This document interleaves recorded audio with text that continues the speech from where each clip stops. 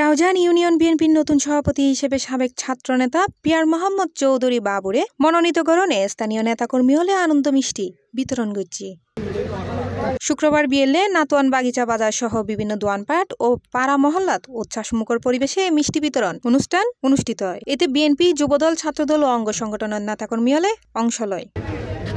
মিষ্টি বিতরণ কর্মসূচিত মোহাম্মদ রাশেদ, মোহাম্মদ ফরহাদ, শৌকত রাব্বি, মোহাম্মদ তারেক, মোহাম্মদ আসিফ, মোহাম্মদ ফাহিম সহ আরো বতকিও উপস্থিত আছিল। রাউজান ৭ নং ইউনিয়ন নাতোয়ান বাগিচা পিয়ার মোহাম্মদ চৌধুরী বাবুকে সভাপতি হিসেবে নিয়োগ করা হয়েছে। আমাদের প্রান্তীয় বড় ভাই পিয়ার মোহাম্মদ চৌধুরী বাবু ৭ নম্বর ইউনিয়ন সদর ইউনিয়নের সভাপতি হওয়ার উপলক্ষে আমরা আজকে মিষ্টি বিতরণ করে আনন্দিত করলাম। হৈরাহীন নভেম্বরের ৯ তারিখ রাউজান উপজেলা বিএনপির সভাপতি অধ্যাপক জসিমউদ্দিন চৌধুরী এবং সাধারণ সম্পাদক মোহাম্মদ আনোয়ার হোসেন স্বাক্ষরিত প্রজ্ঞাপনের মাধ্যমে পিয়ার মোহাম্মদ চৌধুরী বাবুরে রাউজান ইউনিয়ন বিএনপির সভাপতি মনোনীত করা হয়।